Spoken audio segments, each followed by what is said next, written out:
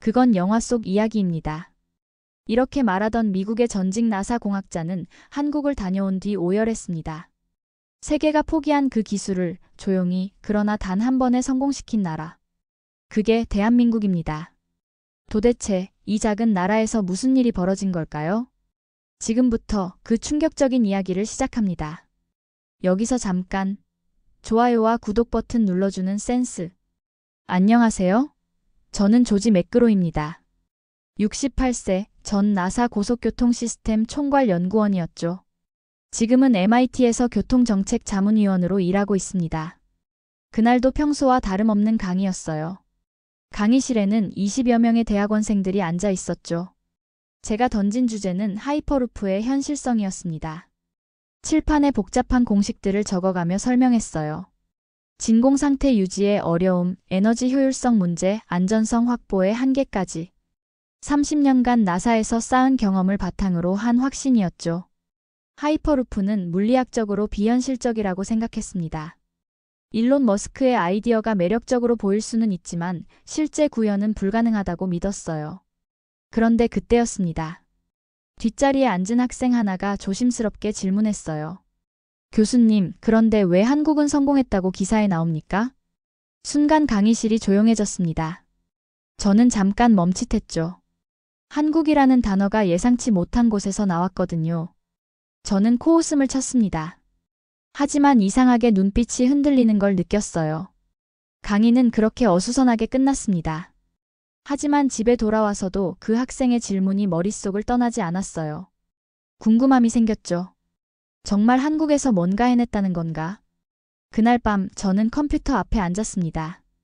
인터넷 검색창에 한국 하이퍼루프라고 입력했어요. 나온 결과들을 보면서 점점 놀라게 됐습니다. 2020년 11월 한국철도기술연구원 오송분원에서 시속 1019km 기록이 나와 있었어요. 1대17 축소 모델이긴 하지만 진공 상태에서의 실제 주행이었습니다. 이건 제가 알고 있던 것과 달랐죠. 더 놀라운 건 개발 과정이었어요. 2009년부터 기반 연구를 시작해서 2016년부터 본격 개발에 들어갔다고 나와 있었습니다. 반면 다른 나라들은 어떨까요? 미국의 버진 하이퍼루프는 2023년 자금난으로 해체됐습니다. 중국도 기술은 있지만 실용화에는 한계를 보이고 있었죠. 일본은 아예 다른 자기부상 방향으로 진로를 바꿨고요. 한국만 유독 달랐어요. 조용히 그러나 확실하게 결과를 만들어내고 있었습니다. 저는 의자에 등을 기댔습니다. 30년간 쌓아온 확신이 흔들리기 시작했어요. 정말 제가 틀렸던 걸까요? 한국에서 뭔가 놀라운 일이 일어나고 있는 건 아닐까? 그날 밤은 잠이 오지 않았습니다. 머릿속에서 계속 그 숫자가 맴돌았어요. 시속 1019km. 진공 상태에서 실제로 달린 기록. 다음 날 아침 저는 여행사에 전화를 걸었습니다. 한국행 비행기표를 예약했어요. 목소리가 떨렸습니다. 68세 늙은 공학자가 자신의 믿음을 의심하게 된 순간이었죠. 이제 직접 확인해봐야겠다고 생각했습니다. 인천공항에 내린 순간 저는 묘한 긴장감을 느꼈습니다. 68세에 혼자 한국에 온다는 게 쉬운 일은 아니었거든요. 하지만 호기심이 두려움보다 컸죠. 서울에서 남쪽으로 약 2시간 거리에 있는 충북 청주시 오송읍. 그곳이 제 목적지였습니다. 택시 기사가 영어로 물어봤어요. 어디 가시냐고. 저는 종이에 적어둔 한글 주소를 보여줬습니다. 한국철도기술연구원 오송분원이라고 적혀 있었죠. 기사는 고개를 끄덕이며 출발했습니다. 창밖으로 보이는 한국의 풍경이 신기했어요. 고속도로를 달리는 동안 계속 생각했습니다. 정말 이 나라에서 세계가 포기한 기술을 해낸 걸까? 오송에 도착했을 때는 오후였습니다. 산업단지 깊숙한 곳에 위치한 연구단지는 생각보다 조용했어요. 눈에 띄지 않는 곳에 자리하고 있었죠. 겉보기엔 평범한 연구소 같았습니다. 정문 앞에서 저는 잠깐 망설였어요. 갑자기 찾아온 외국인을 받아줄까 싶었거든요. 하지만 용기를 내서 경비실에 갔습니다. 영어를 할 줄 아는 직원이 나왔고 제가 MIT 교수라고 소개하자 놀라더군요. 그때였습니다. 한 사람이 다가왔어요. 50대 후반쯤 되어 보이는 남자였습니다. 작업복을 입고 있었는데 손에 기름때가 묻어 있었죠. 전형적인 현장 기술자의 모습이었어요. 김만수라고 자기소개를 했습니다. 오송시험선 공사 및 유지 관리를 담당하는 기사라고 하더군요. 30년 차 베테랑이라고 했어요. 영어를 조금 할 줄 아는 것 같았습니다. 김만수는 저를 보더니 웃으며 말했어요. 미국에서 오신 교수님이시군요. 이런 걸 믿는 건 미쳤다고 생각했죠. 저도 처음엔 그랬어요. 그의 말투가 솔직했습니다. 가식이 없었어요. 하지만 한국에서 직접 보기 전까진 모르는 거였어요. 김만수는 제게 안내하겠다고 했습니다. 연구소 내부로 들어가면서 그는 계속 이야기했어요. 자신이 처음 탄 기차는 시속 25km였다고 했습니다. 그때는 사람들이 숨을 못 쉴까봐 걱정했다고 하더군요. 그런데 지금은 어떻습니까? 제 아들도 철도 엔지니어로 일해요. 이 진공 튜브 시스템 개발에 참여하고 있죠. 그의 목소리에 자부심이 섞여 있었습니다. 아버지에서 아들로 이어지는 기술자의 자긍심이었어요. 연구소 건물들 사이를 걸으면서 저는 주변을 살펴봤습니다. 밖에서 보기엔 평범해 보였지만 곳곳에 최첨단 장비들이 설치되어 있었어요. 진공 펌프 시설, 고속 촬영 장비, 각종 센서들이 눈에 띄었습니다. 김만수는 제게 말했어요. 곧 김지영 박사를 만나게 될 거라고. 이 프로젝트의 핵심 연구자라고 했습니다. 15년간 묵묵히 한 길만 걸어온 실력파 과학자라고 소개했어요. 저는 점점 긴장되기 시작했습니다. 정말 여기서 뭔가 놀라운 걸 보게 될까? 아니면 그냥 과장된 실험 결과일까? 마음 한편으론 여전히 의심스러웠어요. 하지만 김만수의 진지한 표정을 보면서 생각이 바뀌기 시작했습니다. 이 사람은 거짓말을 하는 것 같지 않았거든요. 30년간 현장에서 일한 기술자의 진정성이 느껴졌어요. 김만수가 안내한 곳은 연구소 내부의 한 회의실이었습니다. 그곳에서 저는 김지영 박사를 만났어요. 40대 초반쯤 되어 보이는 여성이었는데 첫인상이 매우 차분하고 신중해 보였습니다. 김지영 박사는 영어로 인사를 건넸어요. 발음이 정확했습니다. 그녀는 15년간 이 분야에서 연구해왔다고 소개했죠. 묵묵히 한 길만 걸어온 실력파 과학자라는 김만수의 말이 틀리지 않았어요. 회의실 벽면에는 각종 그래프와 실험 사진들이 붙어 있었습니다.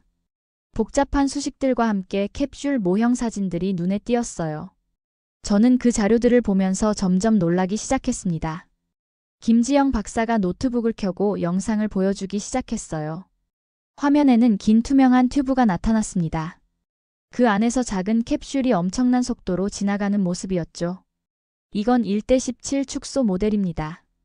진공 상태에서 시속 1019km까지 도달했어요. 그녀의 목소리는 담담했습니다. 자랑하는 기색이 전혀 없었어요. 그냥 사실을 말하는 것 같았습니다. 저는 화면을 뚫어져라 바라봤어요. 정말 믿기지 않았거든요. 1:17 모델이라고 해도 시속 1000km가 넘는 속도는 상상하기 어려웠습니다. 우리가 목표로 하는 건 시속 1200km예요. 김지영 박사의 다음 말에 저는 말문이 막혔습니다. 시속 1200km라니. 서울에서 부산까지 20분이면 갈 수 있는 속도였어요. 그때 제 머릿속에 한 가지 생각이 스쳤습니다. 일론 머스크의 하이퍼루프 제안이 2013년이었는데 한국은 언제부터 이 연구를 시작했을까요? 혹시 일론 머스크보다 먼저 시작한 건가요? 김지영 박사가 고개를 끄덕였습니다. 우리는 2009년부터 기반 연구를 시작했어요. 본격적인 개발은 2016년부터였죠. 제가 계산해보니 일론 머스크보다 4년이나 앞서 연구를 시작한 거였어요. 그런데 왜 세상은 일론 머스크의 하이퍼루프만 알고 있을까요? 김지영 박사는 계속해서 자료를 보여줬습니다. 다른 나라들의 현황도 설명해줬어요. 미국의 버진 하이퍼루프는 2023년 자금난으로 결국 해체됐다고 했습니다. 중국은 기술은 있지만 실용화 신뢰성에서 한계를 보이고 있었죠. 일본은 어떨까요? 일본은 아예 다른 자기부상 방향으로 진로를 변경했다고 했어요. 하이퍼루프는 포기한 거나 마찬가지였습니다. 그런데 한국은 달랐어요. 조용히 그러나 확실하게 결과를 만들어내고 있었습니다. 2020년 11월에 그 실험은 단순한 시험이 아니었어요. 세계 최초로 진공 상태에서 시속 1000km를 넘긴 실제 기록이었습니다. 저는 충격에 휩싸였어요. 30년간 나사에서 쌓은 지식으로는 이해하기 어려운 상황이었거든요. 제가 불가능하다고 단정했던 기술을 한국에서 현실로 만들어낸 거였습니다. 김지영 박사는 더 놀라운 이야기를 들려줬어요. 이 기술의 상용화 계획까지 구체적으로 세워져 있다고 했습니다. 단순히 실험실에서 끝나는 연구가 아니었어요. 저는 그 순간 깨달았습니다. 제가 지금까지 알고 있던 상식이 틀렸을 수도 있다는 걸. 한국이라는 나라가 세계가 포기한 기술을 조용히 완성해 나가고 있다는 걸 말이에요. 김지영 박사는 저에게 더 충격적인 자료를 보여줬습니다. 세계 각국의 하이퍼루프 개발 현황을 정리한 보고서였어요. 다른 나라들은 어떻게 됐나요? 제가 궁금해서 물어보자 김지영 박사가 화면을 넘기며 설명하기 시작했습니다. 먼저 미국의 상황이었어요. 버진 하이퍼루프는 한때 가장 유망한 프로젝트로 여겨졌습니다. 리처드 브랜슨이 투자했고 네바다 사막에 시험 트랙도 건설했었죠. 하지만 결과는 참담했어요. 2023년 버진 하이퍼루프는 결국 자금난으로 해체됐습니다. 수백억 원을 투자했지만 실용적인 성과를 내지 못했어요.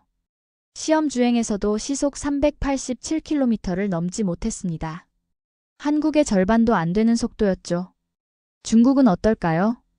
중국은 분명 기술력이 있었습니다. 고속철도 분야에서 세계 최고 수준이었거든요. 하지만 하이퍼루프는 달랐어요. 기술은 있지만 실용화 신뢰성에서 한계를 보이고 있었습니다. 중국의 문제는 안전성이었어요. 진공 상태를 유지하면서 동시에 승객의 안전을 보장하는 것이 쉽지 않았습니다. 몇 차례 시험 과정에서 사고가 발생했다는 소문도 있었죠. 일본의 경우는 더 흥미로웠습니다. 일본은 자기 부상 열차 분야에서 세계 최고였어요. 리니어 모터카로 시속 600km까지 달릴 수 있었습니다. 그런데 왜 하이퍼루프는 포기했을까요? 김지영 박사의 설명에 따르면 일본은 아예 다른 방향으로 진로를 변경했다고 했어요. 진공 튜브 방식 대신 기존 자기부상 기술을 발전시키는 쪽을 선택한 거였습니다. 유럽은 어떨까요? 독일과 프랑스, 네덜란드 등에서도 하이퍼루프 연구가 있었지만 모두 초기 단계에서 멈춰 있었어요. 이론 연구나 소규모 시험 정도였습니다. 저는 자료를 보면서 한 가지 의문이 들었어요. 그런데 왜 이런 강대국들이 모두 실패했는데 한국만 성공할 수 있었을까요? 김지영 박사가 잠깐 생각하더니 대답했습니다. 다른 나라들은 너무 성급했어요. 큰 규모의 실험부터 시작해서 문제가 생기면 막대한 비용이 들었습니다. 반면 한국은 달랐어요. 한국은 작은 것부터 차근차근 시작했습니다. 1:17 축소 모델로 기초 원리를 완벽하게 검증한 후에 단계적으로 확대해 나갔어요. 실패해도 비용이 크지 않았고 그 과정에서 쌓인 노하우가 엄청났습니다. 또 다른 차이점은 지속성이었어요. 다른 나라들은 단기간에 결과를 내려고 했습니다. 투자자들의 압박도 있었고 정치적 변화에 따라 프로젝트가 중단되기도 했죠. 하지만 한국은 2009년부터 지금까지 꾸준히 연구를 이어왔어요. 정권이 바뀌어도 경제 상황이 어려워져도 연구는 계속됐습니다. 15년간의 축적된 경험이 지금의 성과를 만들어낸 거였어요. 저는 그때 깨달았습니다. 기술 개발에서 가장 중요한 건 화려한 시작이 아니라 꾸준한 지속이라는 걸. 한국이 세계 최초로 진공 상태에서 시속 1000km를 넘긴 이유가 바로 그것이었어요. 강대국들의 실패와 한국의 성공을 비교하면서 저는 충격을 받았습니다. 제가 알고 있던 세계의 기술 지도가 완전히 바뀌고 있었거든요. 조용한 나라 한국이 세계를 놀라게 하고 있었습니다. 그날 저녁 김만수 기사가 저를 작은 술집으로 데려갔습니다. 오송 근처의 조용한 동네에 있는 곳이었어요. 현지 기술자들이 자주 오는 곳이라고 했습니다. 술집 안은 소박했어요. 몇 개의 테이블과 의자가 전부였죠. 김만수는 소주 한 병을 주문했습니다. 저는 한국 술을 마셔본 적이 없어서 조금 망설였지만 그의 권유를 거절할 수 없었어요. 첫 잔을 마시고 나서 김만수가 이야기를 시작했습니다. 그의 목소리에는 깊은 감정이 담겨 있었어요. 제가 처음 탄 기차는 시속 25km였어요. 저는 깜짝 놀랐습니다. 시속 25km라니. 자전거보다 조금 빠른 속도였죠. 그때가 1980년대 초반이었어요. 사람들이 그렇게 빠른 속도로 달리면 숨을 못 쉴 거라고 걱정했어요. 김만수의 말에 저는 웃음이 나왔습니다. 하지만 그것이 당시 사람들의 솔직한 생각이었을 거예요. 지금 생각해보면 우스운 일이지만 말이죠. 그는 계속해서 한국 철도의 역사를 들려줬어요. 1980년대 시속 25km에서 시작해서 지금은 KTX가 시속 300km로 달린다고 했습니다. 불과 40년 만에 12배나 빨라진 거였어요. 그런데 지금은 어떻습니까? 제 아들도 철도 엔지니어로 일해요. 김만수의 얼굴에 자부심이 스며들었습니다. 아들이 지금 선생님이 본 그 진공 튜브 시스템 개발에 참여하고 있어요. 아버지에서 아들로 이어지는 철도 기술자의 가문이었습니다. 그리고 그 아들은 이제 세계 최첨단 기술을 다루고 있었어요. 술이 조금 올라온 김만수가 주머니에서 무언가를 꺼냈습니다. 하얀 봉투였어요. 결혼 청첩장이었습니다. 제 아들 결혼식이에요. 다음 달에 있어요. 그는 청첩장을 저에게 보여줬습니다. 한글로 쓰여 있어서 자세히는 읽을 수 없었지만 정성스럽게 만든 것 같았어요. 아들이 자랑스러워요. 아버지는 시속 25km 기차를 고치는 일을 했는데 자신은 시속 1200km 캡슐을 만드는 일을 한다고 하더군요. 저는 그 순간 깊은 감동을 받았습니다. 한 가족의 두 세대가 한국 철도 기술의 발전사를 그대로 보여주고 있었거든요. 김만수는 소주잔을 들며 말했어요. 한국 철도는 지금 우리가 생각한 미래보다 먼저 와 있어요. 그의 말이 저에게 크게 와닿았습니다. 정말 그랬어요. 제가 MIT에서 불가능하다고 가르쳤던 기술이 이미 이곳에서 현실이 되고 있었거든요. 저는 청첩장을 받아들고 멍하니 바라봤습니다. 한국어로 쓰여 있어서 내용은 알 수 없었지만 그 의미는 충분히 이해할 수 있었어요. 새로운 세대가 더 큰 꿈을 이루어가고 있다는 의미였습니다. 그날 밤 호텔로 돌아가는 길 저는 계속 생각했어요. 김만수 기사의 이야기가 머릿속을 떠나지 않았습니다. 시속 25km에서 시속 1200km까지. 한 가족의 역사가 곧 한국 기술의 역사였어요. 저는 청첩장을 가방에 조심스럽게 넣었습니다. 이건 단순한 결혼 청첩장이 아니었어요. 한국이 이룬 기술 혁신의 상징이었습니다. 다음 날 아침 김지영 박사가 저를 실험 현장으로 안내했습니다. KRRI 오송 분원 내부의 특별한 구역이었어요. 일반인은 출입할 수 없는 곳이라고 했습니다. 거대한 철문을 지나자 놀라운 광경이 펼쳐졌어요. 축소형 진공 튜브 실험장이었습니다. 길이가 수백 미터는 되어 보이는 투명한 튜브가 일직선으로 놓여 있었죠. 튜브 주변에는 각종 측정 장비들이 설치되어 있었어요. 고속 카메라, 압력 센서, 속도 측정기까지. 모든 게 정밀하게 배치되어 있었습니다. 이곳에서 2020년 11월에 그 유명한 실험이 있었어요. 김지영 박사가 설명해 줬습니다. 저는 주변을 둘러보면서 감탄했어요. 규모는 크지 않았지만 모든 시설이 최첨단이었거든요. 실험 준비가 시작됐습니다. 1:17 크기의 작은 캡슐이 튜브 한쪽 끝에 장착됐어요. 실제 크기의 17분의 1이라고 해도 꽤 정교하게 만들어져 있었습니다. 진공 펌프가 작동하기 시작했어요. 튜브 안에 공기가 빠져나가면서 진공 상태가 만들어졌습니다. 압력계 수치가 점점 떨어지는 게 보였어요. 김지영 박사가 컴퓨터 화면을 가리키며 말했습니다. 지금 튜브 안이 거의 완전한 진공 상태예요. 저는 긴장했습니다. 정말 시속 1000km가 넘는 속도가 나올까요? 아직도 믿기지 않았거든요. 실험을 시작하겠습니다. 김지영 박사가 버튼을 눌렀어요. 그 순간 캡슐이 움직이기 시작했습니다. 처음엔 천천히 출발했지만 점점 속도가 빨라졌어요. 투명한 튜브 안에서 캡슐이 지나가는 모습을 볼 수 있었습니다. 속도가 점점 빨라지면서 캡슐의 모습이 흐릿해지기 시작했어요. 화면에 실시간으로 속도가 표시됐습니다. 시속 200km, 400km, 600km. 숫자가 계속 올라갔어요. 시속 800km를 넘어서면서 저는 숨을 멈췄습니다. 정말 가능한 일이었어요. 제가 불가능하다고 생각했던 일이 눈앞에서 일어나고 있었거든요.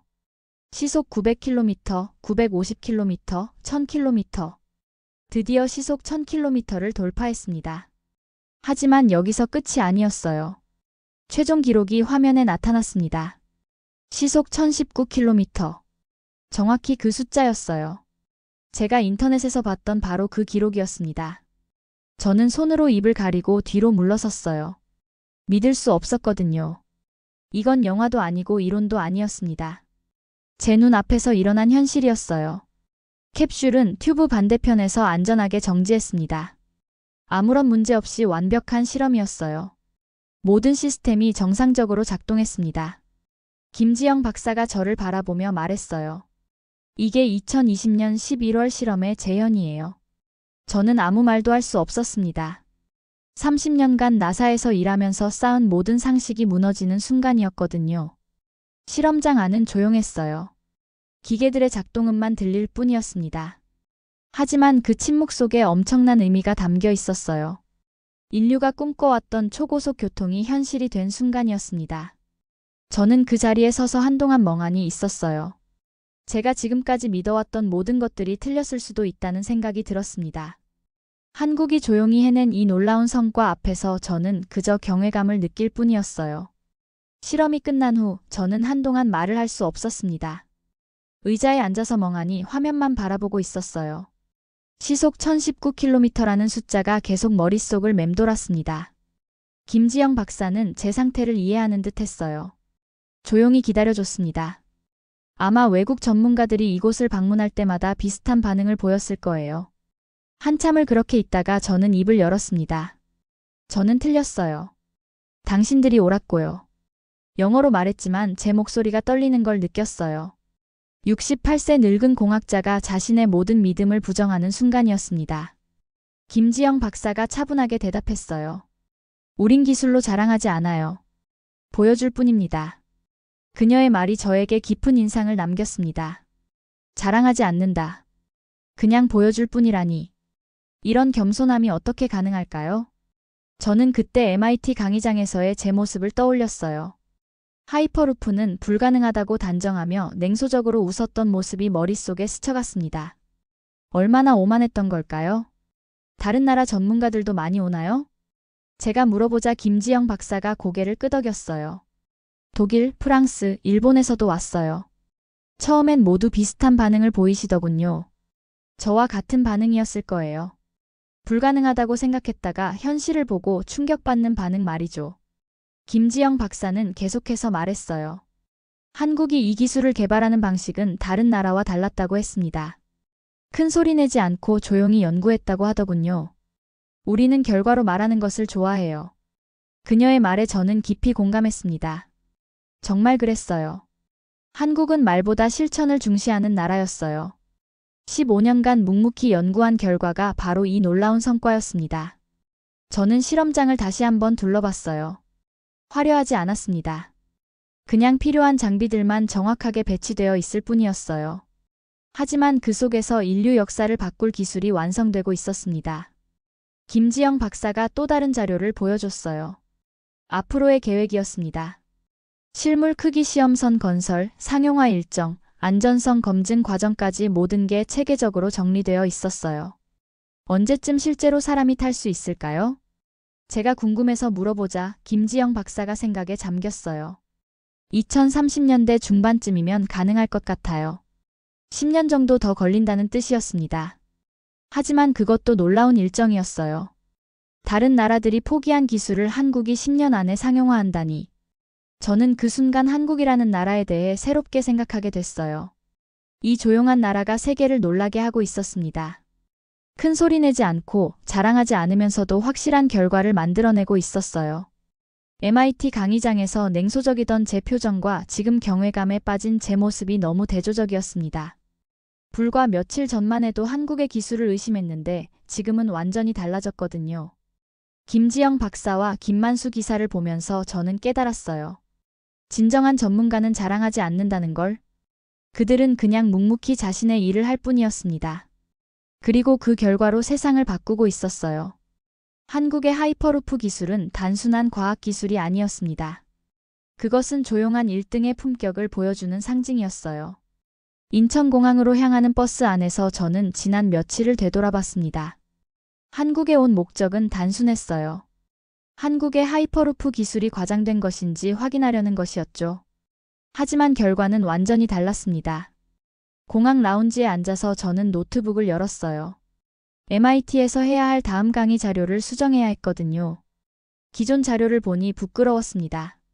하이퍼루프는 불가능하다고 단정했던 슬라이드들이 너무 오만해 보였어요. 저는 새로운 슬라이드를 만들기 시작했습니다. 제목을 한국이 해낸 기술, 진정한 미래교통의 서막이라고 적었죠. 손가락이 떨렸어요. 제 모든 믿음을 바꿔야 하는 순간이었거든요. 비행기에 탑승한 후에도 계속 작업했어요.